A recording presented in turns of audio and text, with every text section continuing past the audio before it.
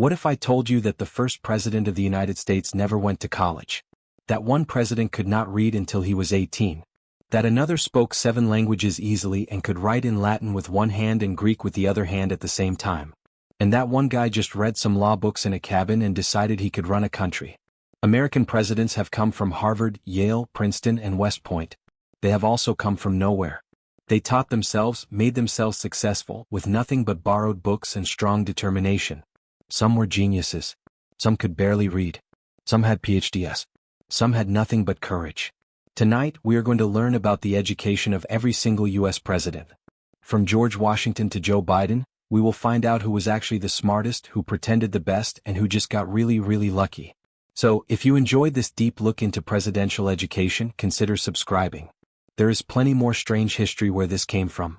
Now get comfortable. Close your eyes if you want. And let's start with a man who had no school education at all, but somehow became the example for everyone who followed. George Washington, the self-taught land measurer who started it all. George Washington never went to college. Let that sink in for a moment. The guy on the dollar bill, the father of the country, the man who could not tell a lie, supposedly never sat in a university classroom, not once. He did not even finish what we would call high school. His school education ended around age 11 when his father died, and that was that. But here's the thing. Washington was not uneducated. He was self-taught in the way people used to be when self-taught actually meant something tiring. He became a land measurer through learning from experts, learning to measure land by actually walking it, mapping Virginia's wild land with a compass and a lot of hope. By the time he was a teenager, he was already working for the wealthy Fairfax family, calculating property lines and the kind of land that would make a modern hiker cry. And he read a lot. He read the works of John Locke and Montesquieu, the Enlightenment thinkers who basically wrote the cheat codes for democracy. He studied war planning, farming, thinking, and manners. There is a reason his letters sound like they were written by someone who attended Oxford. It is because he taught himself to write that way. Washington's education was completely hands-on. He learned what he needed when he needed it, and he did it without anyone handing him a class schedule, which is either deeply inspiring or slightly scary depending on how you feel about student loans. Either way, he set an example. You did not need a diploma to lead a country. You just needed to read the right books and know how to cross a frozen river in the middle of the night without dying. And speaking of school education, our second president took a very different path. John Adams, the Harvard man who argued his way to the top. John Adams went to Harvard. Of course he did.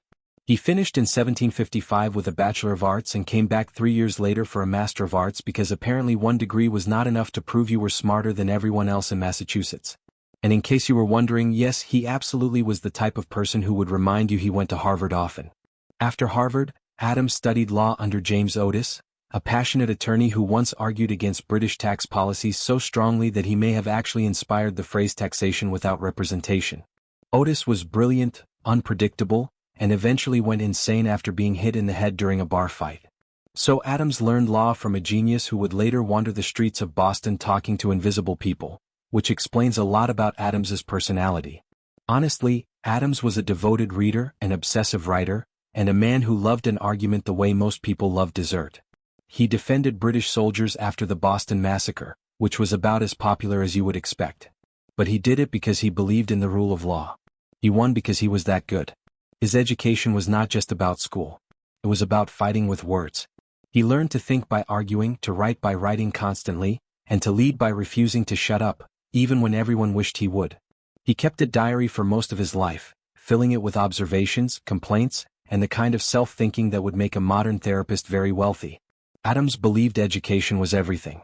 He once wrote that he studied war so his sons could study math so their sons could study poetry, which is a beautiful thought unless you were his son, in which case the pressure was huge. But we will get to John Quincy later. For now, let's move to a man who somehow knew even more than Adams but was far less annoying about it. Thomas Jefferson, the smart person who invented furniture. Thomas Jefferson attended the College of William and Mary in Virginia. But here's the twist. He never finished. He studied law under George with one of the most respected legal minds in the colonies, but he did not bother with a diploma. He just learned everything and left, which is the most Thomas Jefferson thing imaginable. Jefferson was fluent in at least 6 languages: English, French, Italian, Latin, Greek, and Spanish. He read widely in all of them, building a personal library so huge that it eventually became the foundation of the Library of Congress after the British burned the original one. His book collection was so large that when he sold it to the government, they had to invent new organizing systems just to sort it. 17,000 books. He was basically a human Wikipedia but with better handwriting. He was a scientist, an architect, a musician, a plant expert, and an inventor. He designed Monticello, his Virginia home, adding innovations like small elevators for food, alcove beds, and skylights. He invented the swivel chair, probably because sitting still while thinking was unbearable. He also designed a device called a polygraph, which was not a lie detector, but a machine that made duplicate copies of letters as he wrote them. He was into efficiency the way people today are into productivity apps. Jefferson studied thinking, math, science, and law, often teaching himself from books when teachers were not available. He believed education was the foundation of democracy, and he founded the University of Virginia late in life to prove it. He designed the campus, selected the classes, and even chose the books for the library. Control freak does not quite cover it. But for all his brilliance, Jefferson was also deeply contradictory. He wrote that all men are created equal while enslaving over 600 people throughout his lifetime. Education did not make him moral. It just made him well-spoken. Still, if we are measuring raw brain power, Jefferson is near the top of the list. Which brings us to someone who might have been even smarter but was far less interested in showing off. James Madison, the tiny constitutional genius. James Madison went to Princeton back when it was called the College of New Jersey, and finished in 1771. But he did not just finish. He completed a 4-year program in 2 years because apparently sleep was optional if you were sufficiently caffeinated and determined. After finishing, he stayed an extra year to study Hebrew, ethics, and religion. Under the university president John Witherspoon, a Scottish minister who signed the Declaration of Independence and believed education was a moral duty, Madison was small, 5 feet 4 inches, around 100 pounds. He looked like a strong breeze could knock him over, and he often complained of mysterious illnesses that modern doctors suspect were anxiety-related. But intellectually he was a giant. He studied history, political thinking, and law obsessively, filling notebooks with observations about ancient governments, the failures of confederacies, and how power works. When the Constitutional Convention met in Philadelphia in 1787, Madison showed up with a plan, not just ideas, a written plan. The Virginia Plan, which became the skeleton of the U.S. Constitution. He took notes during every session, documenting the debates so thoroughly that we know more about what happened in that room than almost any other political event in early American history. His notes were not published until after his death, which is probably for the best because they reveal just how much sausage-making went into the whole more perfect union thing. Madison believed in federal power, checks and balances, and the idea that human nature required limits from institutions. He did not trust people to govern themselves without structure, which seems negative until you scroll through social media for 5 minutes. He co-wrote the Federalist Papers with Alexander Hamilton and John Jay, turning out essays defending the Constitution with the kind of brain power that would make a modern political opinion piece look like a grocery list. His education was not just about memorizing facts. It was about thinking systematically, understanding history, and designing institutions that could outlast any individual. He built a government with a degree from Princeton and a lot of sleepless nights. And speaking of people who studied way too hard, let's talk about the next guy who also went to William and Mary but had a much more exciting college experience. James Monroe, the revolutionary dropout. James Monroe attended the College of William and Mary, just like Thomas Jefferson. And just like Jefferson, he did not finish. But Monroe had a better excuse. He dropped out to fight in the Revolutionary War, which is arguably the most valid reason to leave college early. Sorry, professor. Can't make it to Latin class. I'm crossing the Delaware with George Washington. Monroe fought at the Battle of Trenton in 1776, where he was shot in the shoulder and nearly died. A doctor on the battlefield saved his life by clamping the cut artery with his fingers. Monroe carried the musket ball in his body for the rest of his life, which is the kind of detail that makes modern medical procedures seem almost boring. After the war, Monroe studied law under Thomas Jefferson because if you were a young Virginian interested in politics, that's just what you did. Jefferson became his mentor, lending him books, offering advice, and generally shaping Monroe's worldview. Monroe absorbed Jefferson's democratic ideals, his suspicion of centralized power, and his love of France, which would become awkward later when France started guillotining people. Monroe's education was split between book study and hands-on experience. He learned law from books and from Jefferson. He learned diplomacy by serving as a minister to France, Britain, and Spain. He learned leadership by being governor of Virginia and later Secretary of State and Secretary of War at the same time during the War of 1812 because apparently one cabinet position was not stressful enough. He was not the most intellectually dazzling president. He did not speak 7 languages or design buildings, but he was competent, steady, and experienced. His presidency is remembered for the Monroe Doctrine, a policy that told Europe to stay out of the Americas or else. It was bold, assertive, and surprisingly effective. Not bad for a guy who never finished college. But if you want to talk about overachievers, the next president makes everyone else look like they were barely trying. John Quincy Adams, the overachieving son who spoke 7 languages. John Quincy Adams went to Harvard, finishing in 1787 with a Bachelor of Arts and returning for a Master of Arts in 1790.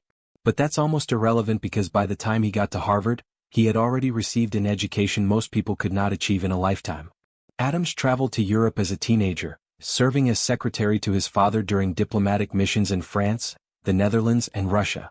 He attended school in Paris and Amsterdam, learned French fluently, and later studied at Leiden University in the Netherlands, one of the oldest and most respected universities in Europe.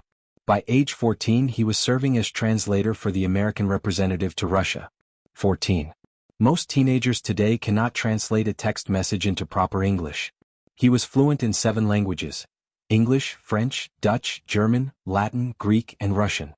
He read classical literature in the original languages, kept detailed diaries his entire life, and wrote poetry.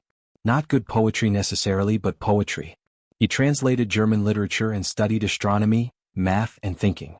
He was the kind of person who made everyone else feel inadequate just by existing. At Harvard he studied law, public speaking, and the classics. After finishing, he learned under Theophilus Parsons, a prominent attorney, and was admitted to the bar in 1790. But Adams was not content with just being a lawyer. He wanted to serve.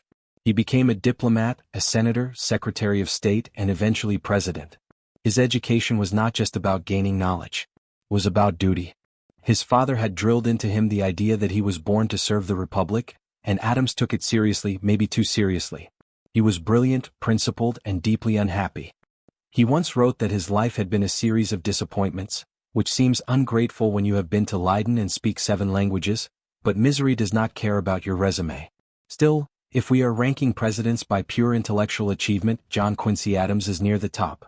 But not everyone needed 7 languages to run the country. Some just needed courage. Andrew Jackson, the self-taught fighter who read law books. Andrew Jackson had no school education. None.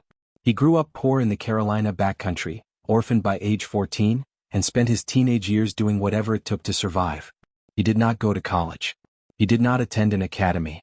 He was taught to read and write by a Presbyterian tutor, and that was about it. But Jackson was not unable to read. He was self-taught in the most brutal sense of the term. He decided he wanted to be a lawyer, so he read law books. Just read them. He learned under a lawyer in North Carolina, absorbing legal principles through observation and pure determination. In 1787 he was admitted to the bar in North Carolina. A year later he moved to Tennessee and started practicing law on the frontier, where legal disputes were often settled with fists or pistols as much as with arguments. Jackson learned by doing. He became a judge, a military general, and eventually president, all without a diploma to his name. He fought in duels, over a dozen by some counts. He took a bullet to the chest in 1806 and carried it for the rest of his life because removing it was too dangerous. He won the Battle of New Orleans in 1815, cementing his reputation as a military hero. His education was hands-on. He learned politics by navigating Tennessee's rough-and-tumble frontier culture. He learned leadership by commanding troops. He learned strategy by making mistakes and surviving them.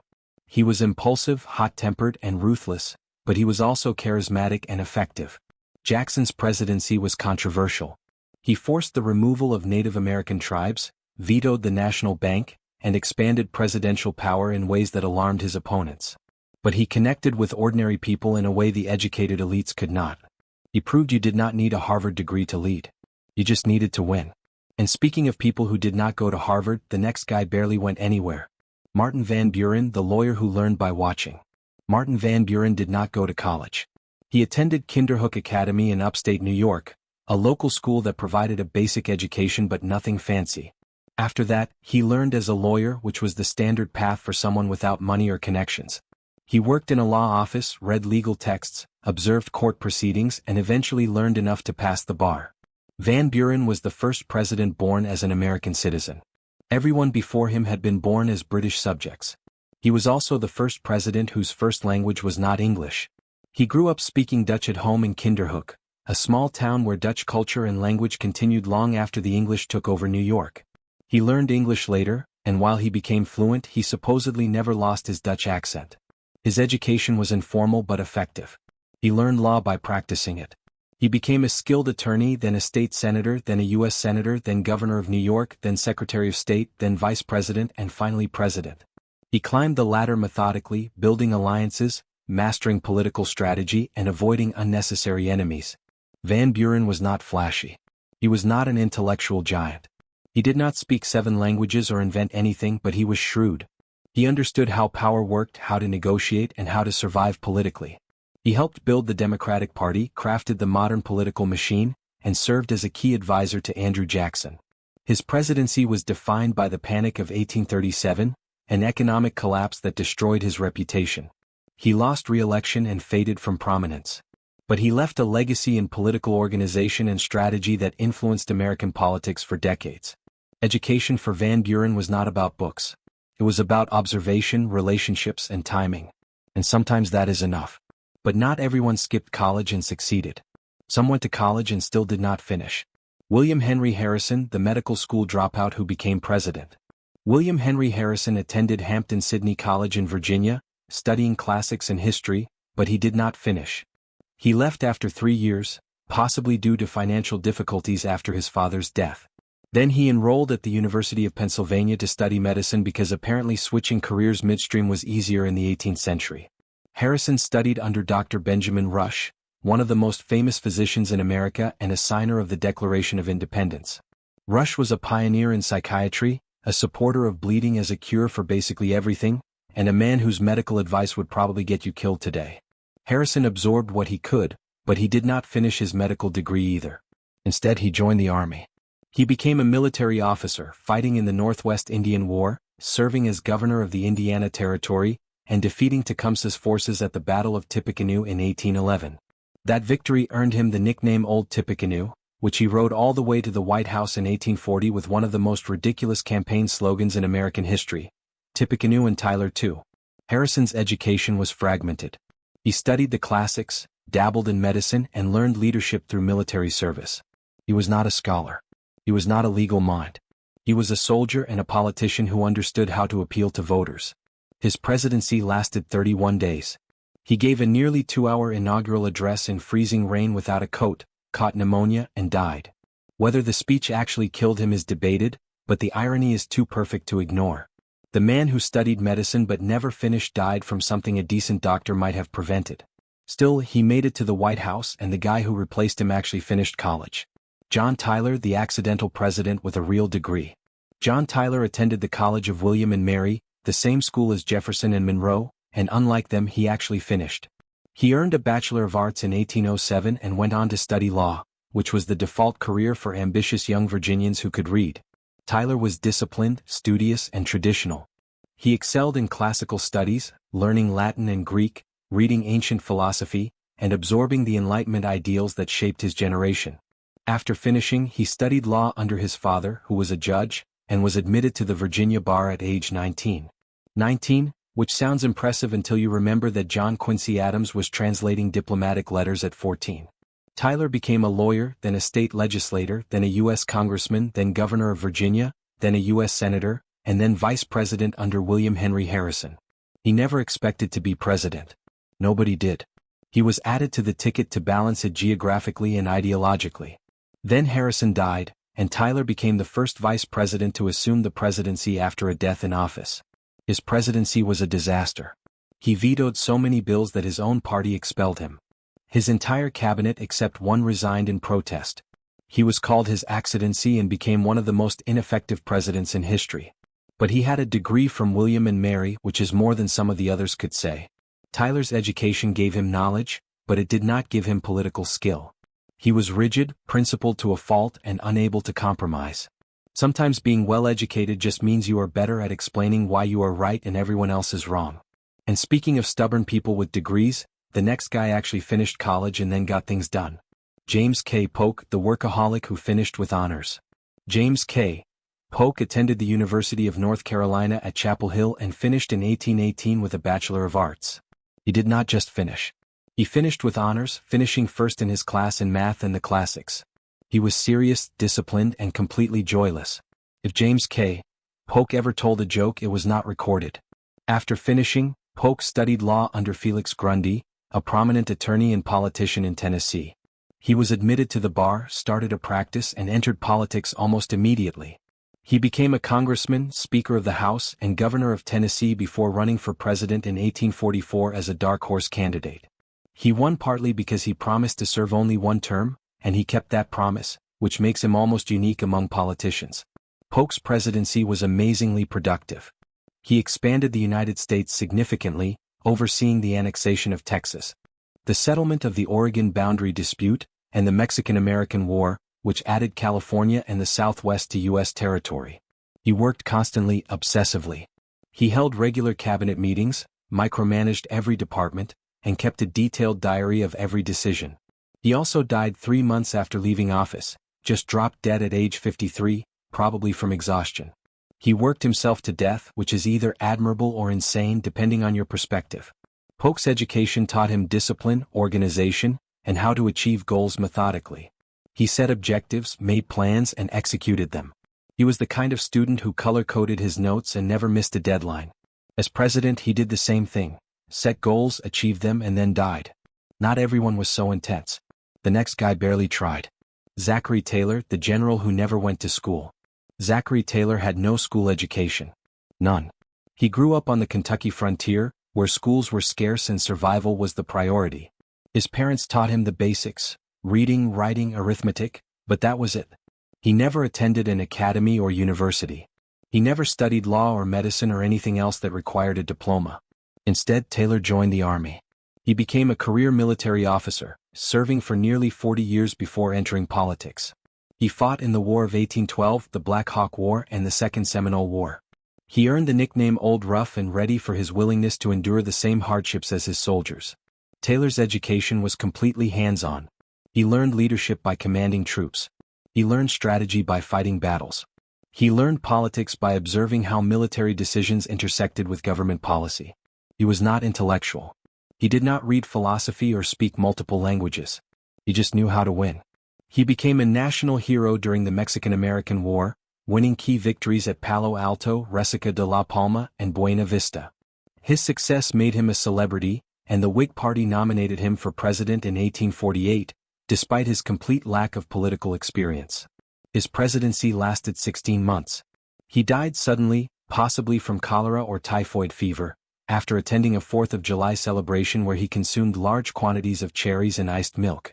Whether the fruit killed him is unclear, but it is funnier to believe it did. Taylor proved you did not need education to become president. You just needed to be popular and not die from cherries. The next guy, however, actually studied things, sort of. Millard Fillmore, the self-taught lawyer who founded a university. Millard Fillmore did not go to college. He grew up poor in upstate New York, working on his father's farm and receiving only a few months of formal schooling. But Fillmore was determined. He taught himself to read using a dictionary, walked miles to borrow books, and learned under a lawyer to learn the profession.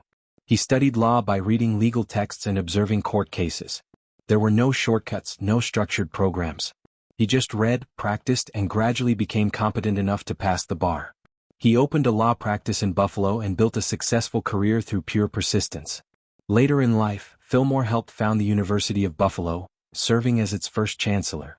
A man who never attended college created one, which is either beautifully ironic or deeply hypocritical, depending on your mood.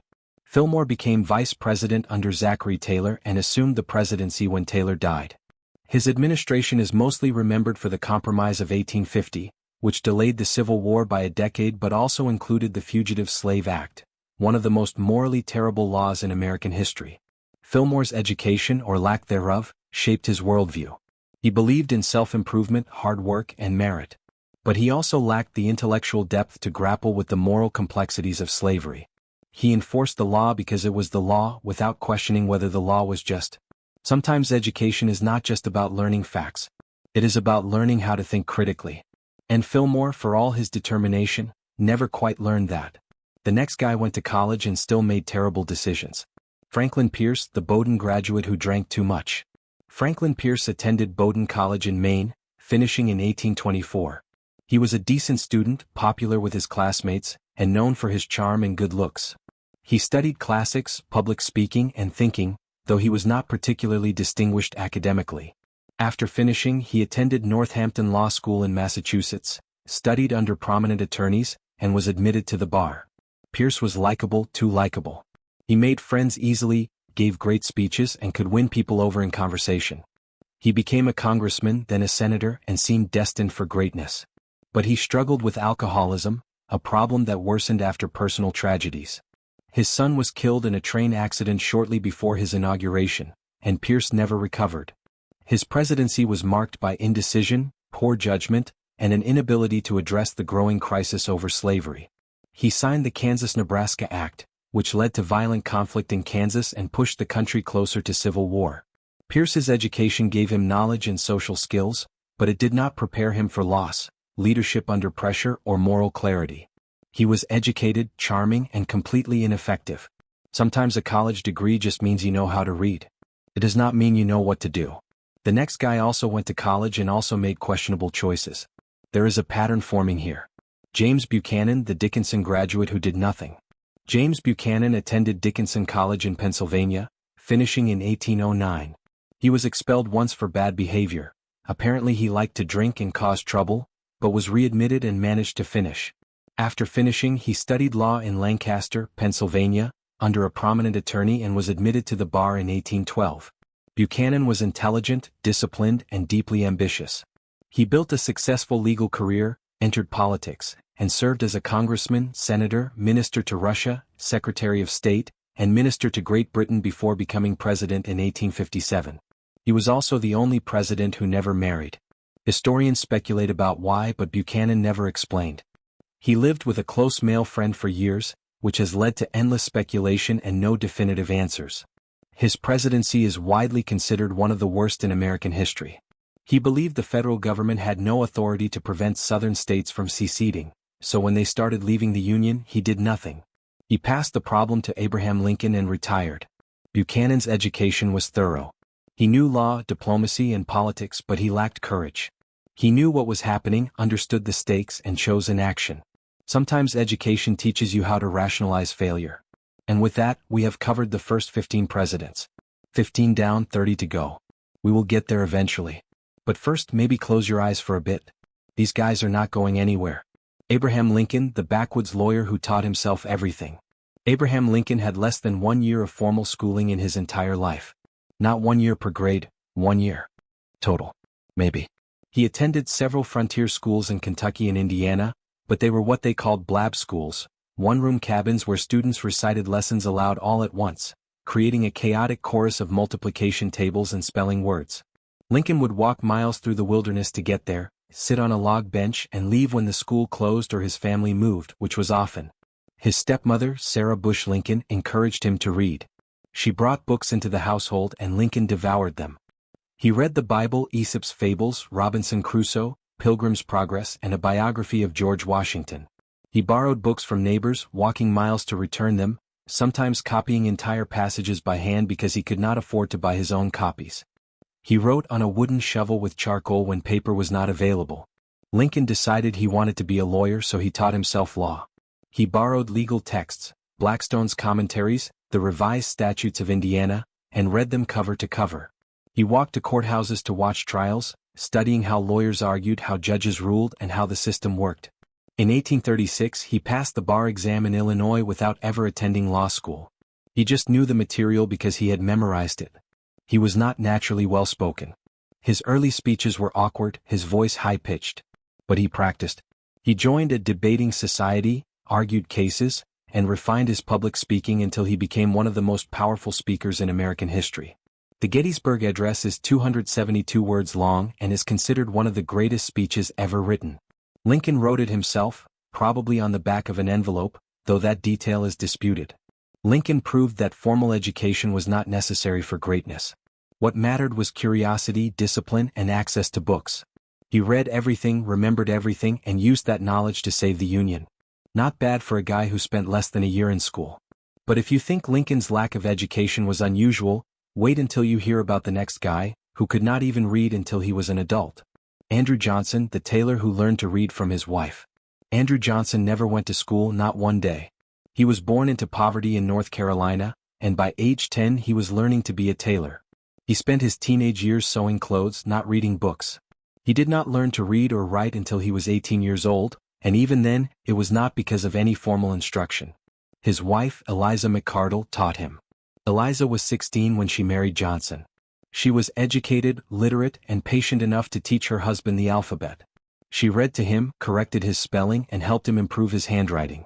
Johnson learned arithmetic and basic grammar, sitting in their small home in Greenville, Tennessee, stitching clothes by day and studying by candlelight at night. He became a tailor, then a town alderman, then mayor, then a state legislator, congressman, governor, senator, and eventually vice president under Abraham Lincoln. When Lincoln was assassinated in 1865, Johnson became president. A man who could not read at 18 was suddenly leading a country torn apart by civil war. His presidency was a catastrophe. He opposed Reconstruction, clashed with Congress, and was impeached by the House of Representatives in 1868. He survived removal by one vote in the Senate, but his political career was effectively over. He returned to Tennessee, bitter and largely forgotten. Johnson's story is both inspiring and tragic. He overcame illiteracy and poverty to reach the highest office in the land, but he lacked the wisdom, empathy, and political skill to lead effectively. Education gave him the tools to rise, but it could not give him the judgment to succeed. Still, he proved that it is never too late to learn, even if you do not learn enough. The next president, however, had all the formal training the military could provide, and it showed. Ulysses S. Grant, the West Point graduate who hated war. Ulysses S. Grant attended the United States Military Academy at West Point, finishing in 1843. He was not a standout student. He ranked 21st out of 39 in his class, which sounds average until you realize that West Point was one of the most demanding institutions in the country. He excelled in math and horseback riding but struggled with discipline and military rules. He accumulated demerits for minor infractions and generally seemed uninterested in becoming a model soldier. Grant did not want to go to West Point. His father arranged the appointment, and Grant went because he did not know what else to do. He later said he hoped the academy would be abolished by Congress before he had to finish. It was not, so he finished, received his commission, and became an officer in the U.S. Army. He served in the Mexican-American War, fighting under Zachary Taylor and Winfield Scott. He learned tactics, logistics, and leadership, but he hated the war. He later called it one of the most unjust ever waged by a stronger against a weaker nation, which is a remarkably honest assessment for a man who would later wage total war against the Confederacy. After the Mexican War, Grant struggled.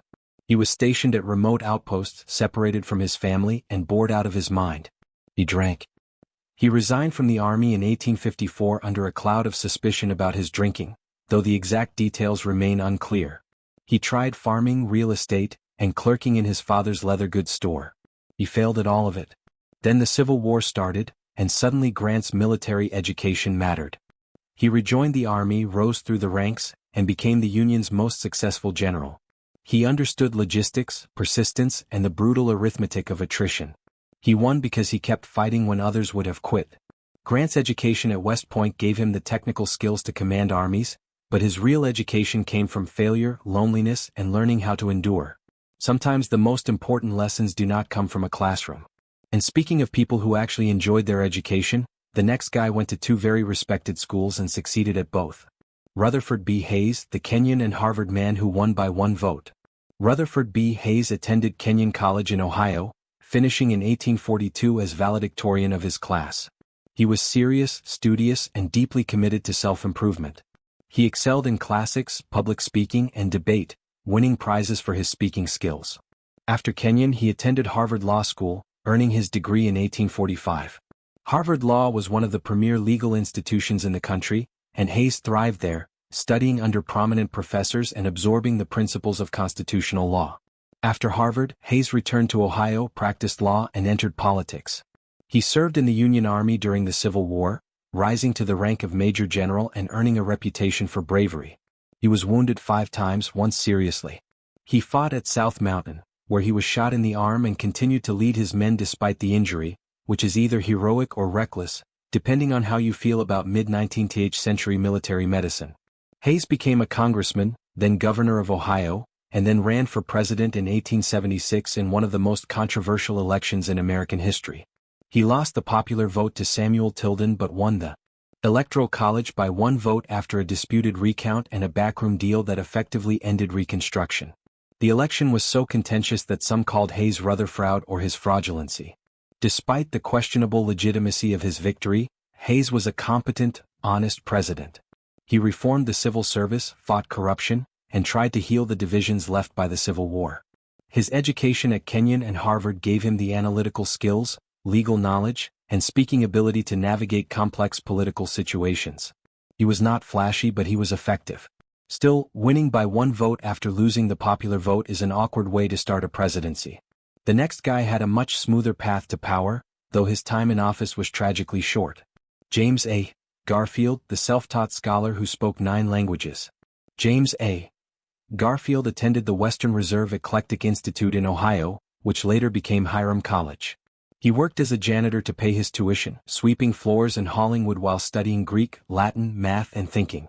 He was so good at academics that the school hired him as a teacher before he even finished. He taught ancient languages, debated students, and preached occasionally because Garfield was also training to be a minister. After Western Reserve, Garfield attended Williams College in Massachusetts, finishing in 1856. He excelled there, particularly in public speaking and classics. He could read and write in Latin, Greek, and Hebrew. He later learned German, French, and several other languages, reportedly becoming conversant in 9 languages total. He could write Latin with one hand and Greek with the other at the same time, which is either an impressive party trick or a sign that he had way too much free time. Garfield was a scholar, a teacher, and a preacher before he became a politician. He served in the Union Army during the Civil War, fought at Shiloh and Chickamauga, and rose to the rank of Major General. He was elected to Congress while still in uniform and served for 17 years, becoming a respected voice on finance, education, and civil rights. He was nominated for president in 1880 at a deadlocked Republican convention. He did not seek the nomination. He was there supporting another candidate. But after 36 ballots, the delegates turned to Garfield as a compromise. He won the election and became the 20th President of the United States. He served for 6 months. On July 2, 1881, he was shot by Charles Guiteau, a mentally ill man who believed he deserved a government job and blamed Garfield for not giving him one. Garfield lingered for 11 weeks, his doctors poking his wounds with unsterilized instruments, almost certainly making the infection worse. He died on September 19. Garfield's education was extraordinary. He was self-taught, intellectually curious, and accomplished in multiple fields. But none of it saved him from a bullet and bad medicine. Sometimes brilliance does not matter when fate decides otherwise. The man who replaced him, however, was educated, stylish, and completely unprepared for the presidency. Chester A. Arthur, the Union College graduate who became president by accident. Chester A. Arthur attended Union College in New York, finishing in 1848. He studied classics, math, and law and was a member of the debating society. He was not the top student, but he was well-liked, charming, and fashionable. Arthur cared deeply about appearances.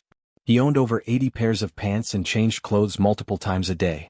He was called Gentleman Boss because he looked like he belonged in a men's fashion catalog, not the White House. After Union College, Arthur studied law and passed the bar in New York. He built a successful legal career, defending fugitive slaves in several high-profile cases. He believed in civil rights, at least in theory, and used his legal skills to challenge unjust laws.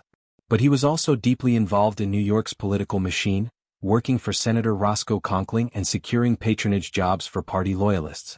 Arthur became vice president under James Garfield in 1880, mostly to balance the ticket. He was a political insider, a machine politician, and no one expected him to become president. Then Garfield was assassinated, and suddenly Chester A. Arthur, fashionable, social machine politician Chester A. Arthur was running the country. And here's the twist, he was surprisingly good at it. He supported civil service reform, breaking with his old political allies and pushing for merit-based government appointments. He modernized the Navy, vetoed a restrictive Chinese immigration bill, and generally acted with more integrity than anyone expected. His old friends felt betrayed. Reformers were shocked. Arthur just kept doing what he thought was right. His education at Union College gave him intellectual tools and social polish, but his real growth happened when he had to choose between loyalty and principle. He chose principle, which cost him his political career but earned him a decent place in history. And speaking of people who looked good but accomplished little, the next guy fits that description perfectly. Grover Cleveland, the self-taught lawyer who married his ward. Grover Cleveland did not go to college. He could not afford it. He grew up in New York, the son of a Presbyterian minister who died when Cleveland was 16. He worked odd jobs, supported his family, and learned as a law clerk in Buffalo. He read law books, observed trials, and taught himself enough to pass the bar exam in 1859. Cleveland was methodical, disciplined, and brutally honest. He worked long hours, saved money, and built a reputation as a competent attorney. He entered politics, becoming mayor of Buffalo, then governor of New York, and then president in 1885. He won on a platform of reform and honesty, which was refreshing after decades of corruption. His personal life, however, was complicated. He had an affair with a woman named Maria Halpin, and when she became pregnant, he paid child support but denied paternity. The scandal erupted during his presidential campaign. His opponents chanted, "Mama, where's my pa?" Cleveland's supporters responded, "Gone to the White House, ha ha ha," after he won, which is disturbing on multiple levels but apparently passed for political humor in the 1880s. Cleveland also married Frances Folsom, the daughter of his deceased law partner. He had been her legal guardian after her father died, watching her grow up, and then married her when she was 21 and he was 49. She became the youngest first lady in history. The whole thing is deeply uncomfortable by modern standards, but it was legal and apparently accepted at the time. Cleveland's education, or lack thereof, did not stop him from becoming president twice. He was the only president to serve 2 non-consecutive terms, losing in 1888, then winning again in 1892. He was competent, stubborn, and uncompromising, which made him effective but not particularly popular. Sometimes self-education produces discipline and integrity. Other times it just produces stubbornness. Cleveland had both. The next guy, however, went to college and still managed to be forgettable. Benjamin Harrison, the Miami University graduate who lost the popular vote. Benjamin Harrison attended Farmers College in Ohio briefly, then transferred to Miami University, where he finished in 1852. He studied Latin, Greek, history, and thinking and was known for his serious demeanor and Presbyterian faith. He was devout, disciplined, and not particularly fun at parties. After finishing, he studied law, passed the bar, and opened a practice in Indianapolis. Harrison was the grandson of William Henry Harrison, the president who died after a month in office, allegedly from pneumonia caused by giving a long inaugural speech in the rain. Benjamin was determined not to make the same mistake. He gave a much shorter inaugural address and did not die, so that is progress. Harrison served in the Union Army during the Civil War, rising to the rank of brigadier general. He fought at Peachtree Creek and in Sherman's Atlanta campaign, earning a reputation for competence. After the war, he returned to Indiana, practiced law, and entered politics. He became a senator, then ran for president in 1888. He lost the popular vote to Grover Cleveland but won the Electoral College, which seems to be a recurring theme in American politics. Harrison's presidency was unremarkable. He signed the Sherman Antitrust Act, supported civil rights legislation that went nowhere, and watched his party lose control of Congress in the midterms. He ran for re-election in 1892 and lost to Cleveland in a rematch. Harrison's education at Miami University gave him knowledge and discipline, but it did not make him charismatic or politically skilled. He was competent, honest, and boring, which is fine for a lawyer but limiting for a president. The next guy, however, was anything but boring, even though he also did not finish college. William McKinley, the Allegheny dropout who died for a handshake. William McKinley attended Allegheny College in Pennsylvania for 1 semester before dropping out due to illness and financial difficulties. He never returned. Instead, he taught school briefly, enlisted in the Union Army when the Civil War began, and spent 4 years fighting. He served under Rutherford B. Hayes, who became his mentor and political patron. After the war, McKinley studied law through learning from experts, reading legal texts and observing court cases until he passed the bar in 1867. He opened a practice in Ohio, married Ida Saxton, and entered politics. He became a congressman, then governor of Ohio, and then president in 1897. McKinley's presidency is remembered for the Spanish-American War, which lasted about 4 months and resulted in the U.S. acquiring Puerto Rico, Guam, and the Philippines. He also oversaw a period of economic growth and supported the gold standard, which was wildly popular with bankers and deeply unpopular with farmers. He won re-election easily in 1900. Then on September 6, 1901, he attended the Pan American Exposition in Buffalo, New York. He was shaking hands in a receiving line when Leon Zalgas, an anarchist, shot him twice in the abdomen. McKinley lingered for 8 days, his doctors trying desperately to save him, but gangrene set in, and he died on September 14. McKinley's lack of formal education did not hinder his political career. He was affable, strategic, and politically savvy. But no amount of education can protect you from a man with a gun who believes violence is the answer. The man who replaced him, however, had more education than most and enough energy to power a small city. Theodore Roosevelt, the Harvard naturalist who never stopped talking. Theodore Roosevelt attended Harvard College, finishing in 1880 with a Bachelor of Arts. He studied natural history, biology, and literature and was an enthusiastic, if unconventional, student. He kept live animals in his dorm room, snakes, turtles, mice, and conducted amateur taxidermy experiments. His professors tolerated it because he was brilliant, energetic, and impossible to ignore. After Harvard, Roosevelt briefly attended Columbia Law School but dropped out because he found it boring. He did not need a law degree. He had money, connections, and ambition. He entered politics, becoming the youngest member of the New York State Assembly at age 23. He was loud, idealistic, and completely uninterested in playing by the rules. Roosevelt was a naturalist, a historian, and a writer. He published his first book, The Naval War of 1812, while still in his 20s. It became a standard reference text. He wrote dozens more books over his lifetime, covering topics from biology to biography to thinking. He read voraciously, often finishing a book a day even while president. He was also physically fearless, some would say recklessly so. He boxed, hiked, hunted, and once gave a campaign speech with a bullet lodged in his chest after being shot by a would-be assassin. The bullet hit his metal glasses case and a folded speech in his pocket, slowing it enough that it did not kill him. He finished the speech, 90 minutes long, before seeking medical attention. Roosevelt's education at Harvard gave him intellectual breadth, but his real education came from life. He learned politics by doing it, leadership by commanding, and courage by constantly throwing himself into danger. He was exhausting, brilliant, and utterly convinced of his own rightness. The next guy was quieter, calmer, and much, much larger. William Howard Taft, the Yale graduate who became Chief Justice. William Howard Taft attended Yale College, finishing in 1878 as second-best student of his class. He was an excellent student, excelling in public speaking, math, and wrestling. Yes, wrestling. Taft was a heavyweight champion wrestler at Yale, which is difficult to imagine given that he later weighed over 300 pounds, but in college he was athletic, competitive, and successful. After Yale, Taft attended Cincinnati Law School, earning his law degree in 1880.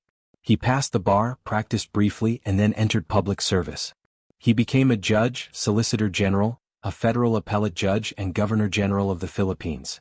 He was competent, thoughtful, and deeply committed to the law. Taft did not want to be president.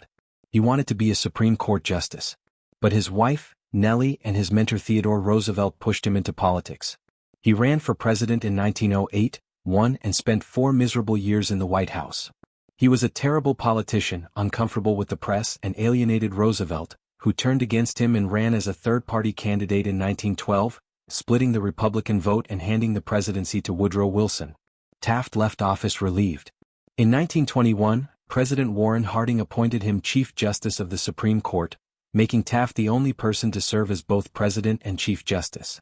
He loved the job. He thrived there, writing important opinions and modernizing the court's procedures. He finally got what he wanted. Taft's education at Yale and Cincinnati gave him the legal knowledge and analytical skills to excel as a judge, but it did not make him a good president. Sometimes the right education just prepares you for the wrong job.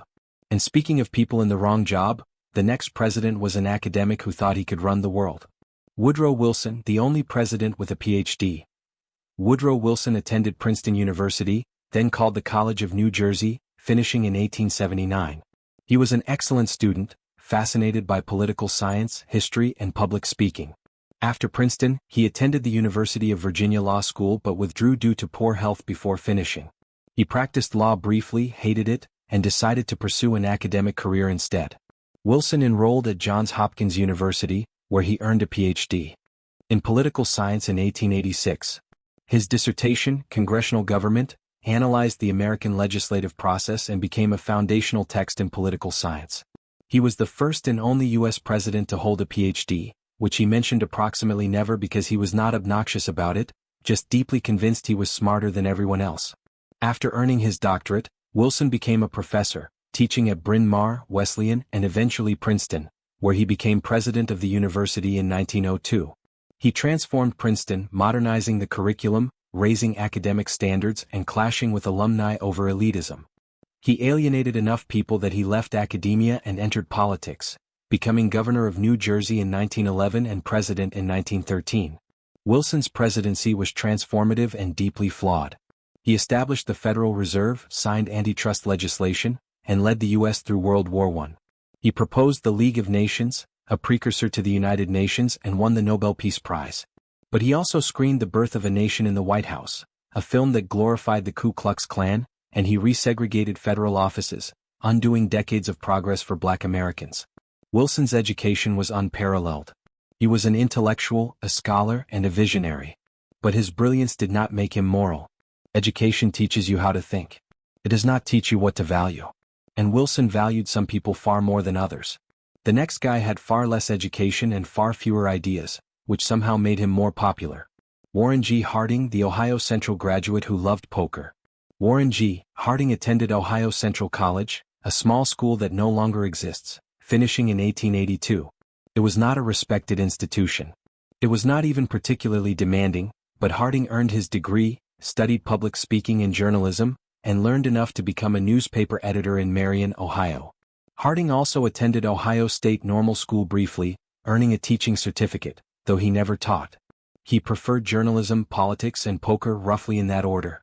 He bought a struggling newspaper, turned it into a successful business, and used it as a platform to enter politics. He was handsome, charming, and completely average.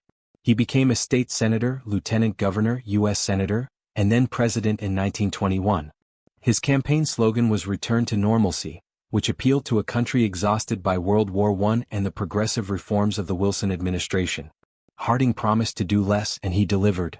His presidency was marked by scandal. His appointees were corrupt, stealing from the government and selling access. The Teapot Dome scandal involved his Secretary of the Interior leasing federal oil reserves in exchange for bribes. Harding was not directly implicated, but his judgment was terrible, and his administration was a disaster. He died suddenly in 1923, possibly of a heart attack, possibly of a stroke, possibly of poisoning, depending on which conspiracy theory you prefer. His death was sudden enough that no autopsy was performed, which fueled decades of speculation. Harding's education was minimal, and his intellectual curiosity was non-existent. He liked poker, women, and whiskey in no particular order. He was elected because he looked presidential, not because he was. Sometimes that is all it takes. The next guy was the exact opposite. Smart, disciplined, and emotionally unavailable. Calvin Coolidge, the Amherst graduate who said nothing. Calvin Coolidge attended Amherst College in Massachusetts, finishing with high honors in 1895. He studied thinking, public speaking, and history, excelling in public speaking despite being painfully shy. He was known for his dry wit and his ability to say very little while sounding profound. After Amherst, he studied law at Northampton Law School and passed the bar in 1897. Coolidge entered politics in Massachusetts, becoming a city councilman, mayor, state legislator, lieutenant governor, and governor. He gained national attention in 1919 when he broke a police strike in Boston, declaring, "There is no right to strike against the public safety by anybody, anywhere, anytime." It was a bold statement that made him a conservative hero and led to his selection as vice president under Warren Harding in 1920. When Harding died in 1923, Coolidge became president. He was sworn in by his father, a notary public, at 2:47 a.m. in a Vermont farmhouse lit by kerosene lamps. It is one of the most picturesque presidential inaugurations in history. Coolidge's presidency was defined by inaction. He believed in limited government, low taxes, and letting businesses do whatever they wanted. He vetoed bills, slept 11 hours a day, and said so little that he was nicknamed Silent Cal. When a dinner guest told him she had bet she could get him to say more than 2 words, he replied, "You lose." His education at Amherst gave him intellectual rigor and speaking skill, but his personality was defined by restraint. He said what needed to be said and nothing more, which was either wisdom or laziness depending on your perspective. The next guy, however, believed in doing everything all the time, whether it helped or not. Herbert Hoover, the Stanford engineer who tried too hard. Herbert Hoover was part of Stanford University's first finishing class, earning a geology degree in 1895. Stanford was brand new, experimental, and tuition-free. Hoover arrived with almost no money, worked his way through school, and finished with skills in mining engineering that made him wealthy before he turned 40. After Stanford, Hoover worked as a mining engineer in Australia, China, and around the world. He built mines, managed operations, and became an expert in logistics and efficiency. He was so successful that by the time World War I began, he was already rich and respected. He organized relief efforts in Europe, feeding millions of starving people in Belgium and later across the continent. He was brilliant, tireless, and deeply committed to public service. He became Secretary of Commerce under Harding and Coolidge, modernizing the department and promoting business efficiency. He ran for president in 1928 and won in a landslide. He seemed like the perfect candidate, competent, experienced, and successful. Then the stock market crashed in 1929. The Great Depression began and Hoover's presidency collapsed. He believed in limited government intervention, voluntary cooperation, and the power of American individualism. He tried to fix the economy through encouragement and optimism, but it was not enough. Unemployment soared, banks failed, and people starved. Homeless camps were called Hoovervilles. Hoover became a symbol of failure. His education at Stanford gave him technical skill and problem-solving ability, but it did not prepare him for a crisis that required bold government action.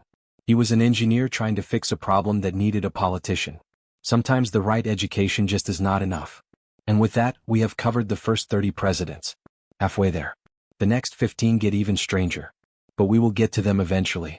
For now, rest. History is not going anywhere.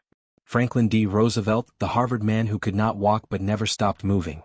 Franklin Delano Roosevelt attended Groton School, an elite preparatory academy in Massachusetts, before enrolling at Harvard College. He finished in 1903 with a Bachelor of Arts in History, though he was not a particularly distinguished student.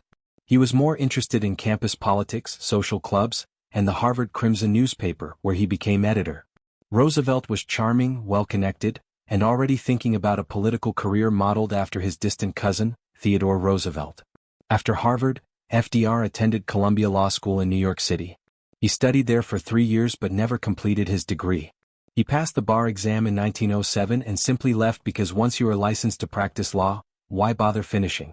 He worked briefly at a Wall Street firm, found it boring, and shifted to politics almost immediately. Roosevelt's real education came from polio. In 1921, at age 39, he contracted the disease and lost the use of his legs. He spent years trying to recover, undergoing painful treatments, learning to stand with leg braces, and teaching himself to project strength despite being unable to walk unassisted. The press cooperated in hiding his disability, rarely photographing him in his wheelchair because America in the 1930s was not ready for a president who could not stand. But Roosevelt could lead. He became governor of New York in 1929, then president in 1933, just as the Great Depression reached its worst point. He served 4 terms, 12 years, longer than any other president. He created Social Security, the New Deal, and led the country through World War II. He was bold, experimental, and willing to try anything to fix the economy, even if it meant expanding government power in ways that horrified conservatives. His Harvard education gave him social polish and connections, but his disability gave him empathy and resilience. He understood suffering because he had lived it.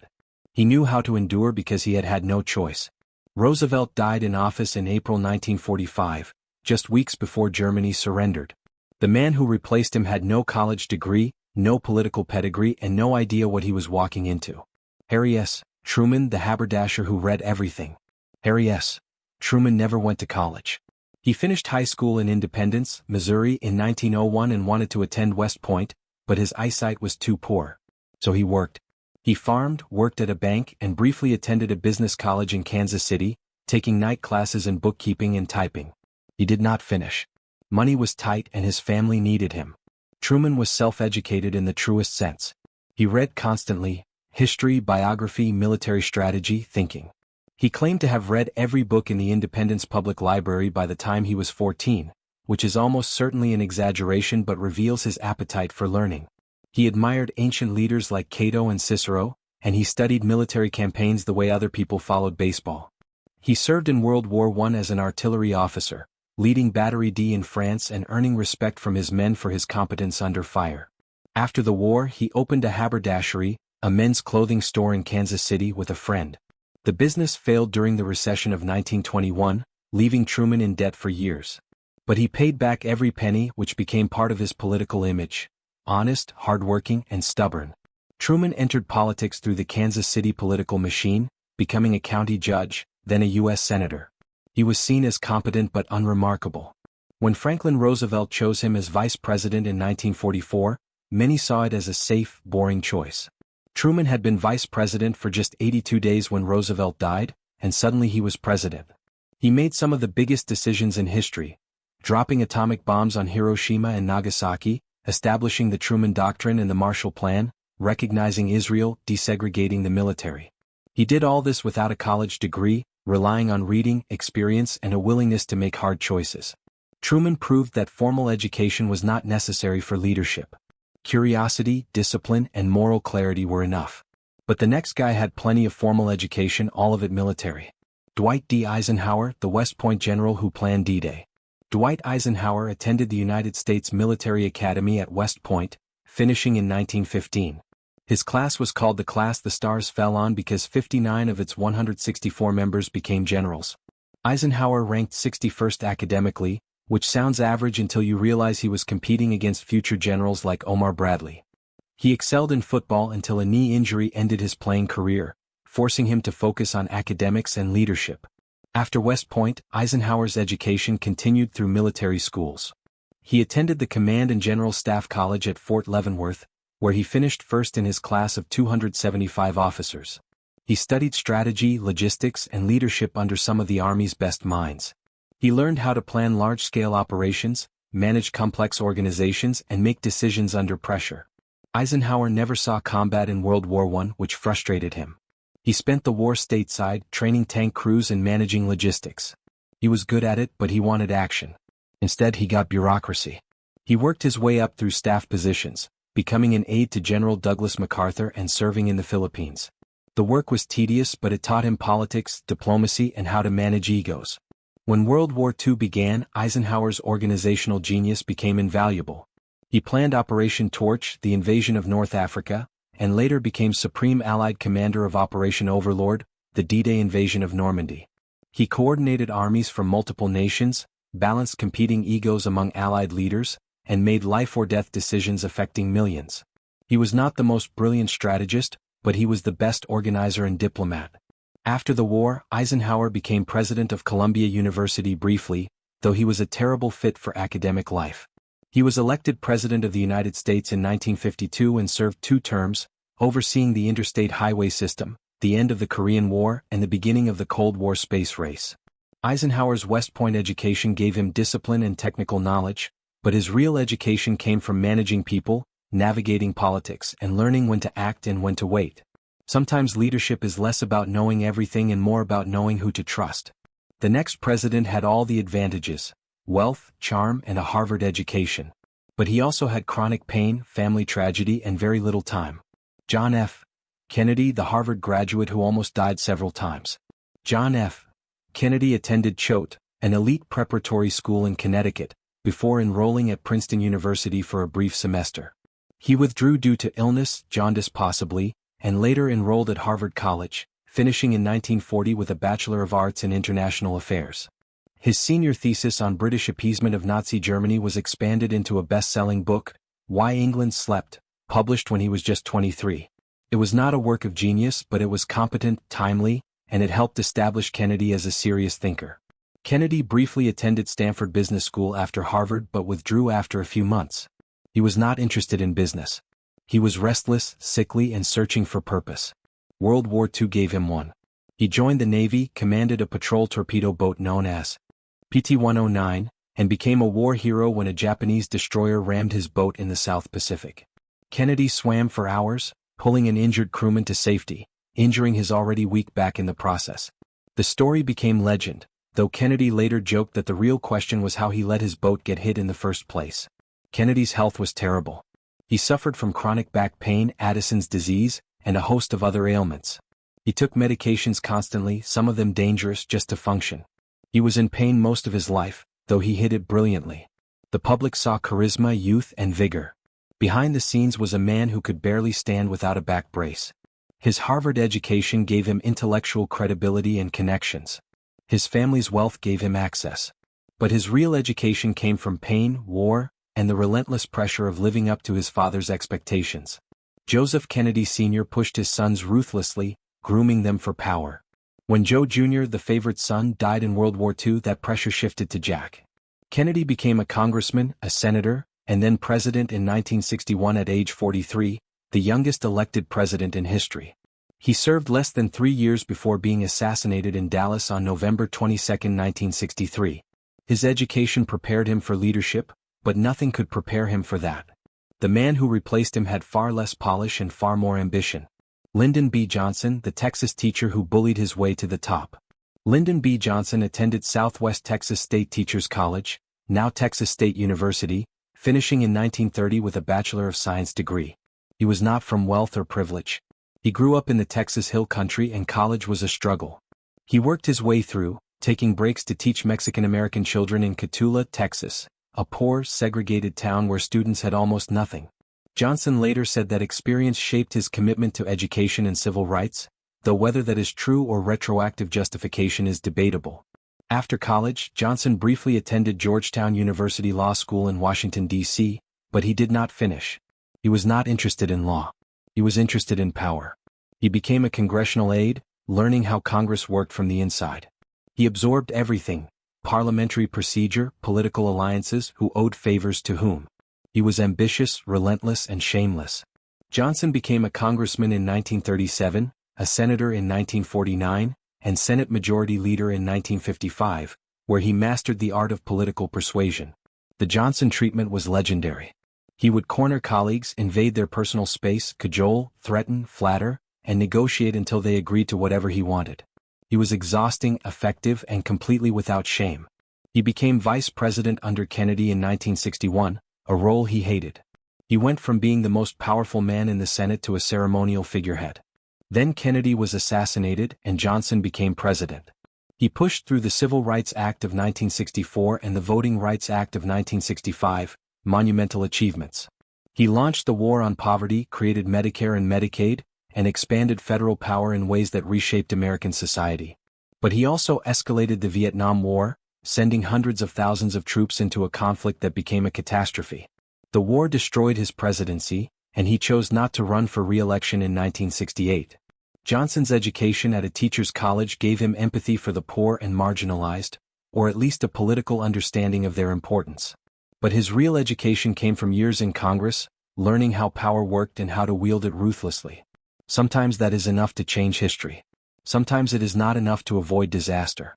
The next guy, however, had plenty of education and still became the only president to resign in disgrace. Richard Nixon, the Whittier and Duke graduate who self-destructed. Richard Nixon attended Whittier College, a small Quaker school in California, finishing in 1934. He was an excellent student, winning debate competitions and earning a scholarship to Duke University Law School, one of the top law programs in the country. Nixon finished third in his class from Duke in 1937, which should have opened doors at elite law firms. It did not. He applied to the FBI and top New York firms and was rejected by all of them, a humiliation he never forgot. Nixon returned to California, practiced small-town law, and entered politics after World War II. He served in the Navy during the war, working in logistics in the South Pacific, far from combat. After the war, he ran for Congress as a Republican, won, and built a reputation as a fierce anti-communist. He exposed Alger Hiss, a State Department official accused of espionage, which made Nixon a conservative hero. He became a senator, then vice president under Eisenhower at age 39. He ran for president in 1960, lost narrowly to Kennedy in one of the closest elections in history, then lost a race for California governor in 1962. He held a bitter press conference and told reporters, "You won't have Nixon to kick around anymore." Everyone assumed his career was over. But Nixon came back. He won the presidency in 1968 and again in 1972 in a landslide.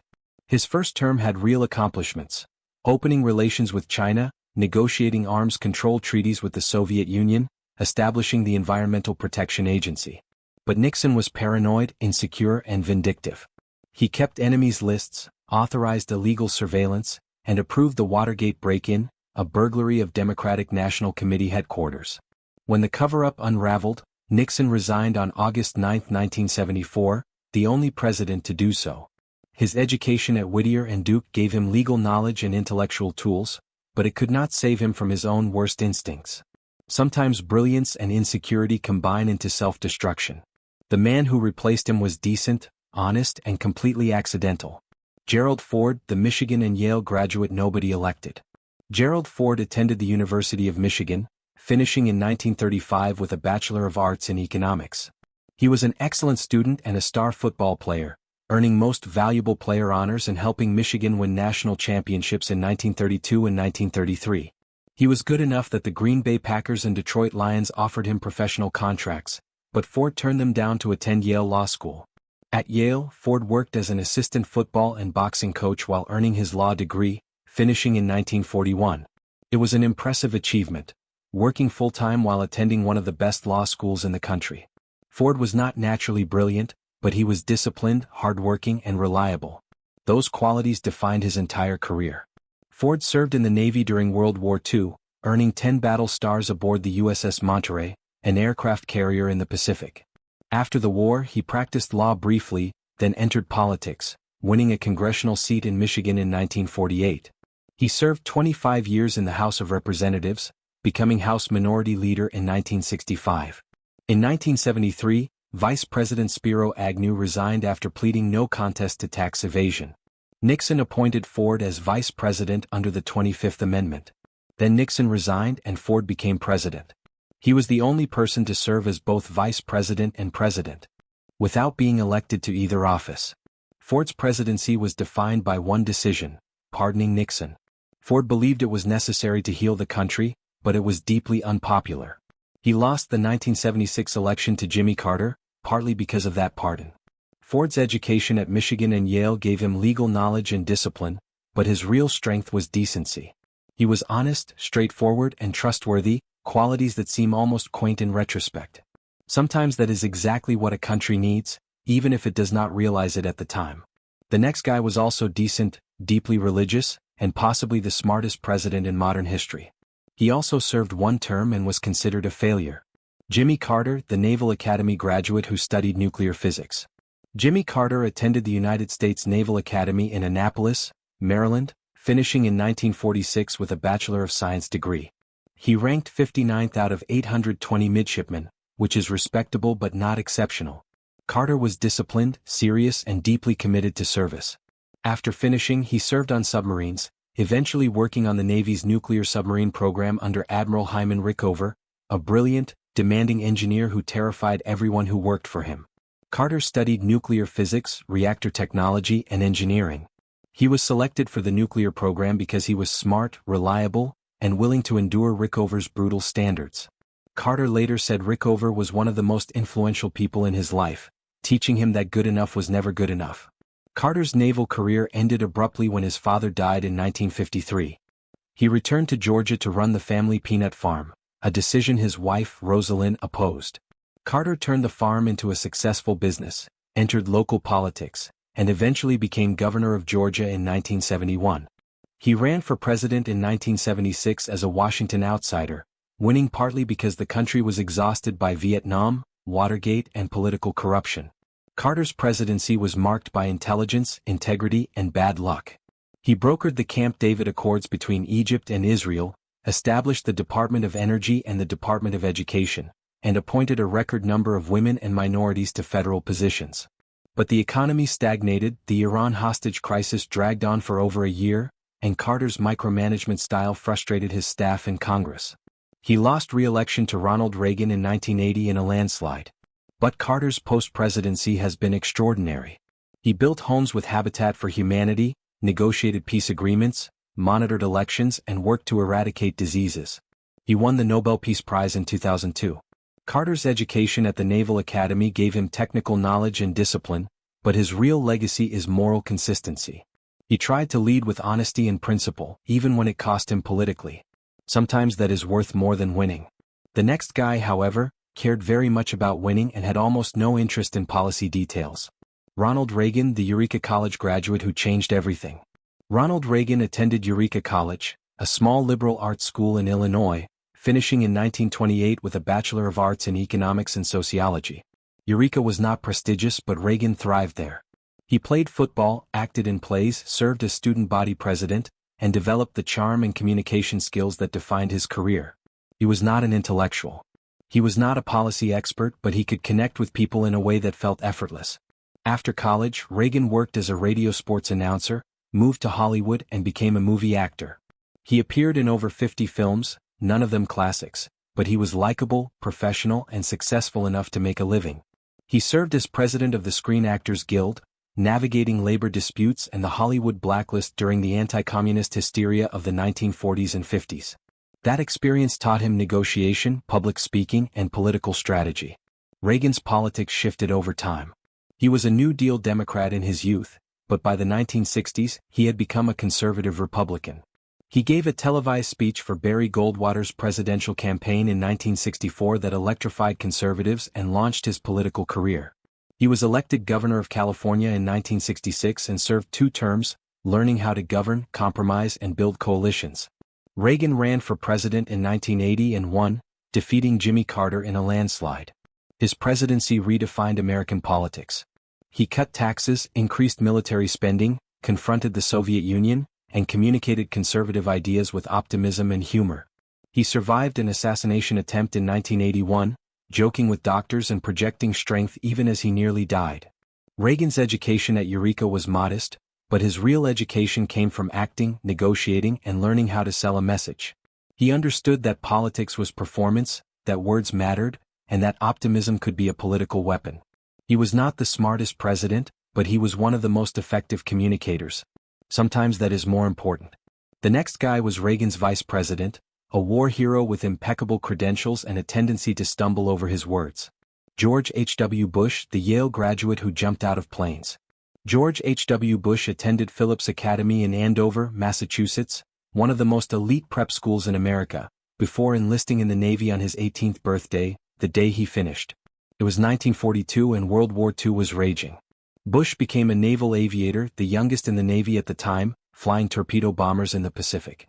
On September 2, 1944, Bush's plane was hit by anti-aircraft fire during a bombing raid on the Japanese-held island of Shikijima. The plane was on fire. Bush completed his bomb run, then ordered his crew to bail out. He parachuted into the ocean and was rescued by a submarine. His 2 crewmen died.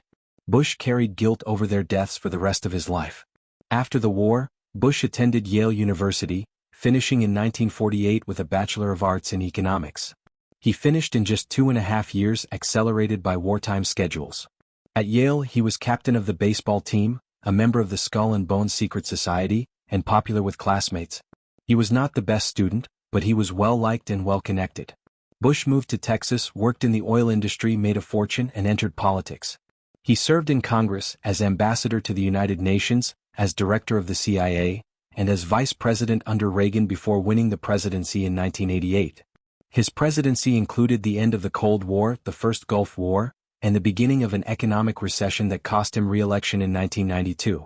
Bush's education at Andover and Yale gave him social capital and connections, but his real education came from war, business, and decades of public service. He was experienced, competent, and decent, but he struggled to communicate vision and connect emotionally with voters. Sometimes competence is not enough. The next guy, however, had no trouble connecting with voters. He was brilliant, charming, and undisciplined in equal measure. Bill Clinton, the Rhodes Scholar who could not say no. Bill Clinton attended Georgetown University, finishing in 1968 with a Bachelor of Science in Foreign Service. He was ambitious, hardworking, and obsessed with politics from a young age. At Georgetown, he worked as an intern for Senator J. William Fulbright, absorbing lessons in foreign policy and political strategy. He was also class president, a sign of his early talent for campaigning. Clinton was not just interested in politics. He was consumed by it. He collected handshakes, phone numbers, and connections the way other students collected textbooks. After Georgetown, Clinton won a Rhodes Scholarship to Oxford University, one of the most prestigious academic honors in the world. The Rhodes takes the best and brightest American students and sends them to England to study, network, and presumably learn to appreciate tea. Clinton studied politics, philosophy, and economics at Oxford but did not complete a degree. He spent 2 years there, protested the Vietnam War, traveled through Europe, and avoided the draft through a combination of luck, timing, and a controversial letter explaining his opposition to the war. That letter would haunt him decades later during his presidential campaigns, but at the time, it kept him out of Vietnam. Clinton then attended Yale Law School, earning his Juris Doctor in 1973. At Yale, he met Hillary Rodham, a fellow law student who would become his wife and political partner. Their relationship was intense, intellectual, and complicated from the start. Clinton was smart, charming, and scattered, the kind of student who procrastinated and then pulled all-nighters to finish brilliant work at the last minute. He could talk his way through anything, which is a useful skill in law school and an essential one in politics. After law school, Clinton returned to Arkansas, taught law briefly at the University of Arkansas, and entered politics almost immediately. He ran for Congress in 1974 and lost, but he learned from the experience. He became Arkansas Attorney General in 1977, then governor in 1979 at age 32, making him one of the youngest governors in the country. He lost re-election in 1980, a humiliating defeat that taught him valuable lessons about political vulnerability, then won again in 1982 and served multiple terms. He was a master of retail politics, remembering names, asking about people's families, and making everyone feel like they were the most important person in the room. Clinton ran for president in 1992, winning on a platform of economic reform and generational change. He positioned himself as a new Democrat, centrist and pragmatic, willing to challenge party orthodoxy. He defeated incumbent President George H.W. Bush, partly because of the economy and partly because Ross Perot split the vote. Clinton's presidency was marked by economic growth, welfare reform, a federal budget surplus, and the impeachment trial over his affair with Monica Lewinsky, a White House intern. The Lewinsky scandal consumed his second term. Clinton lied under oath about the affair, was impeached by the House of Representatives, and was acquitted by the Senate. He survived politically but damaged his legacy permanently. Clinton's education at Georgetown, Oxford, and Yale gave him intellectual breadth and credibility, but his real talent was political instinct. He could read a room, connect with voters, and explain complex policies in simple terms. He felt people's pain.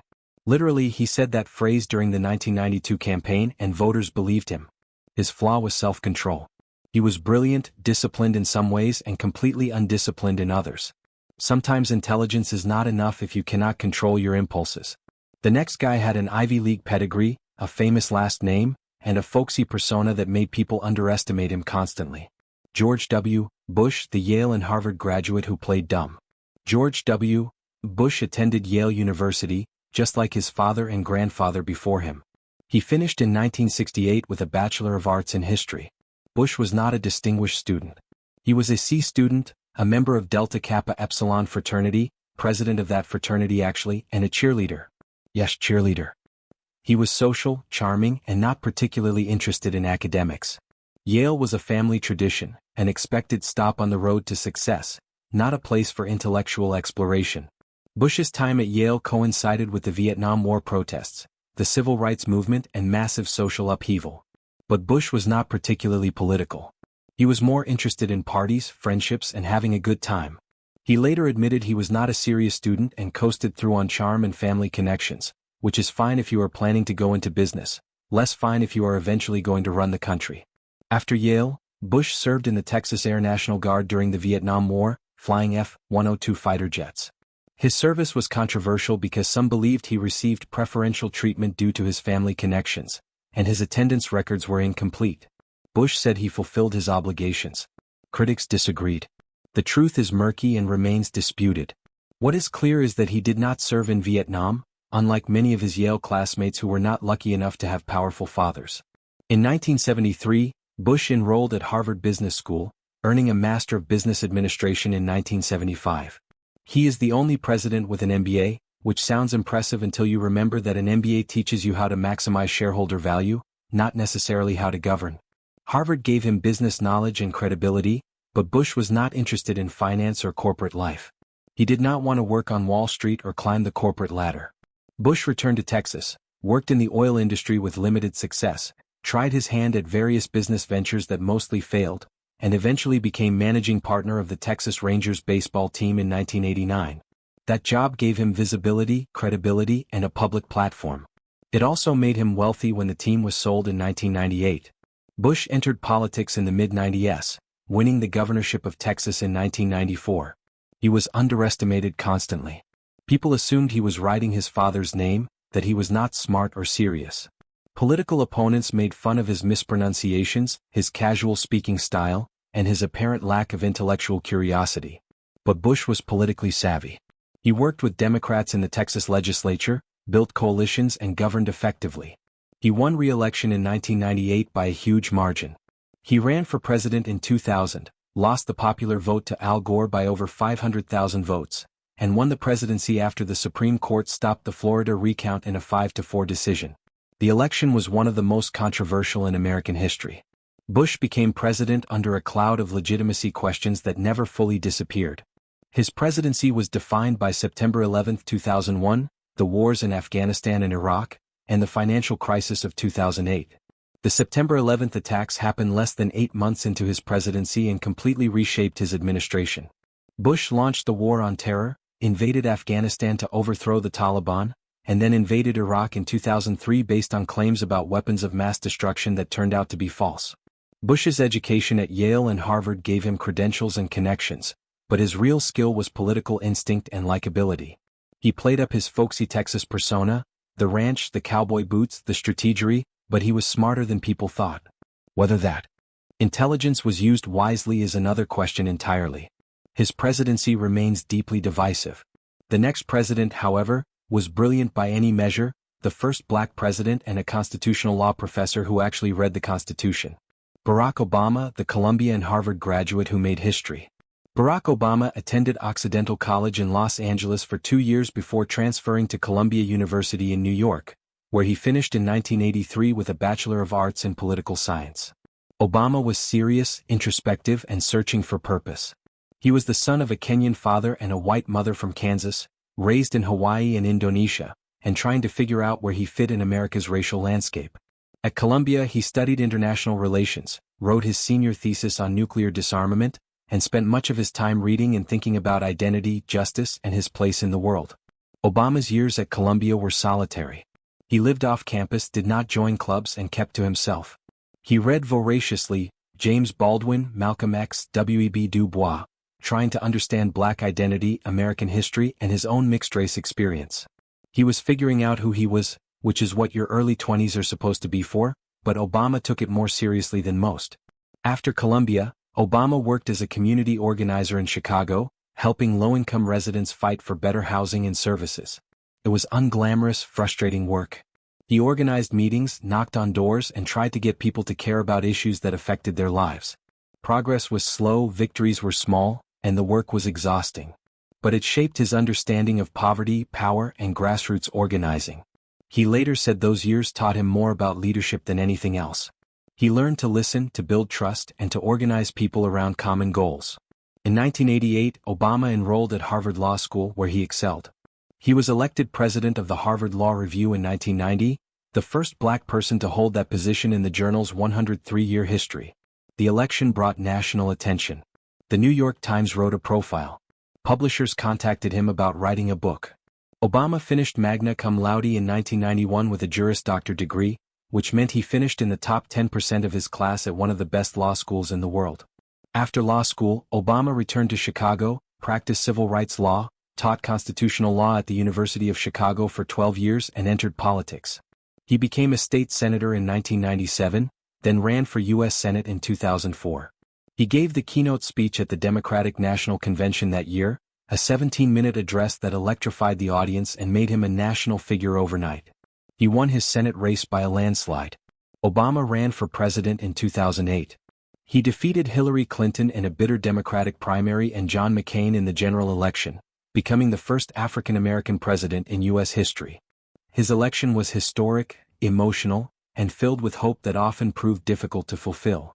Obama's presidency included the Affordable Care Act, which extended health insurance to millions of Americans, the recovery from the 2008 financial crisis, the killing of Osama bin Laden, the legalization of same-sex marriage, and the Paris Climate Agreement.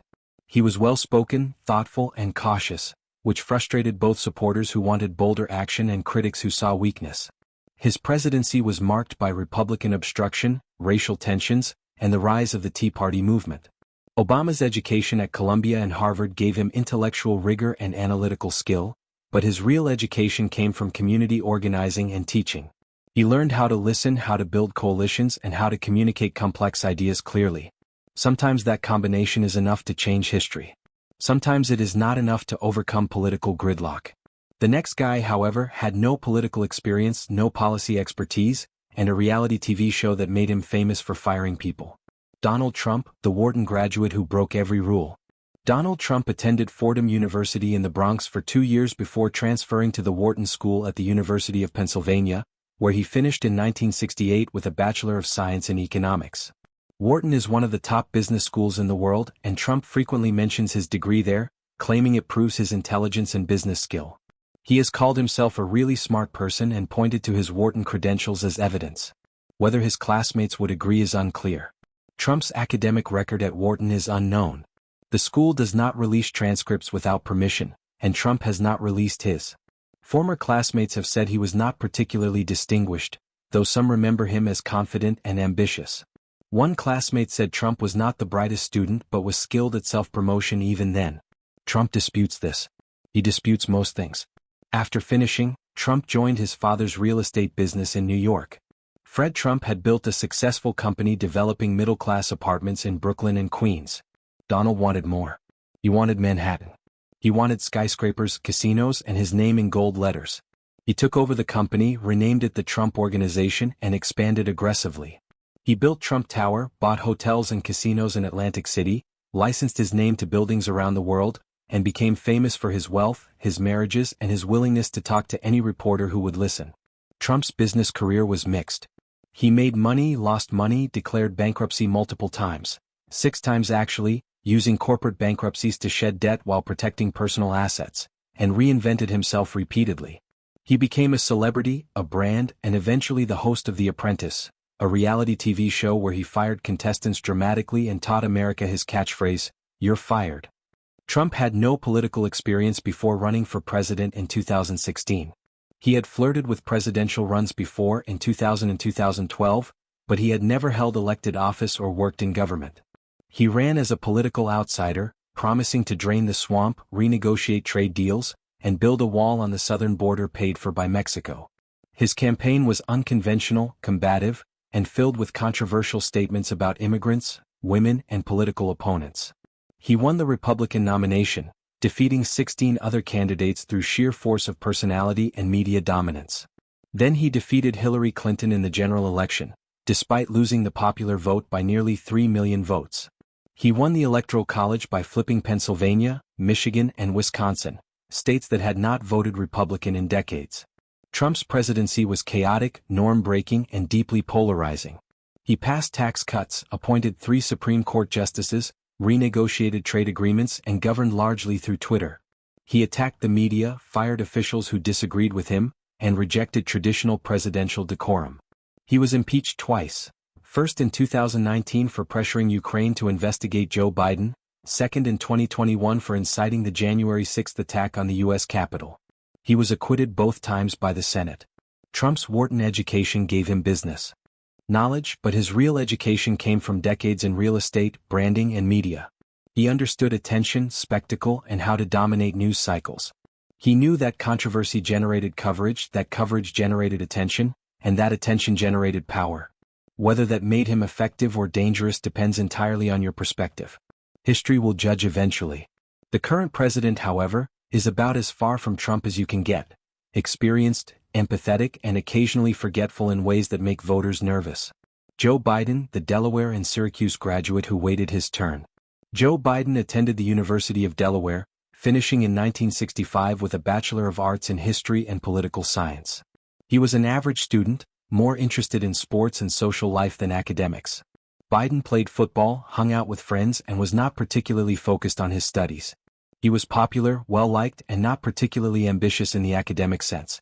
College was a place to grow up, not a place to become a scholar. After Delaware, Biden attended Syracuse University College of Law, earning his Juris Doctor in 1968. He ranked 76th out of 85 students, which is diplomatically described as the lower end of his class. Biden was not a natural student. He struggled with law school, found it difficult, and finished near the bottom, which is fine. Not everyone can be first in their class, but it does limit your career options in law. Biden also faced an academic controversy at Syracuse. He was accused of plagiarism for using 5 pages from a law review article without proper citation in a legal brief. Biden claimed it was an unintentional mistake due to his unfamiliarity with citation rules, and the school accepted his explanation. He was required to retake the course and allowed to continue. The incident did not end his education, but it followed him throughout his political career, resurfacing during his presidential campaigns. After law school, Biden practiced law briefly, then entered politics almost immediately. He was elected to the New Castle County Council in Delaware in 1970, then ran for U.S. Senate in 1972 at age 29. He was a long shot. His opponent was a popular incumbent Republican in a Republican-leaning state. But Biden campaigned tirelessly and he won, becoming one of the youngest senators in American history. Weeks after the election, before Biden was even sworn in, his wife, Nylia, and their infant daughter, Naomi, were killed in a car accident. His 2 young sons, Beau and Hunter, were seriously injured. Biden was devastated. He considered resigning before ever taking office, but Senate Majority Leader Mike Mansfield convinced him to serve, and Biden was sworn into the Senate at his son's hospital bedsides in January 1973. Biden commuted from Delaware to Washington by train every day for the next 36 years so he could be home with his sons every night. It became part of his identity. Amtrak Joe, the senator who rode the train, who prioritized family, who understood loss and grief. Biden served in the Senate for 36 years, becoming one of the most experienced legislators in Congress. He chaired the Senate Judiciary Committee and the Senate Foreign Relations Committee. He ran for president in 1988, but his campaign collapsed after another plagiarism scandal, this time involving speeches borrowed from British politician Neil Kinnock without attribution. Biden dropped out, humiliated, and returned to the Senate. He ran again in 2008, did not gain traction, and became Barack Obama's vice president. He served 2 terms from 2009 to 2017, becoming a trusted advisor and close friend to Obama. He considered running for president in 2016 but decided not to after his son Beau died of brain cancer in 2015. Biden ran for president in 2020 at age 77, positioning himself as a steady, experienced leader who could restore normalcy after the Trump presidency. He won, defeating Trump in both the popular vote and the Electoral College, though Trump refused to concede and falsely claimed the election was stolen. Biden's education at Delaware and Syracuse was unremarkable, but his real education came from decades in the Senate, personal tragedy, and political resilience. He learned how to legislate, compromise, and endure loss. Sometimes experience matters more than credentials. Sometimes surviving is the qualification. And with that, we have reached the end. 45 presidents, 45 educations. Some went to Harvard. Some never went anywhere. Some spoke 9 languages. Some could barely write. But they all led for better or worse. Now get some sleep. History will still be here tomorrow. And that brings us to the present. 45 presidents, 45 different paths to power. Some climbed through Ivy League halls. Others taught themselves by candlelight in frontier cabins. Some spoke 9 languages. Others struggled with one.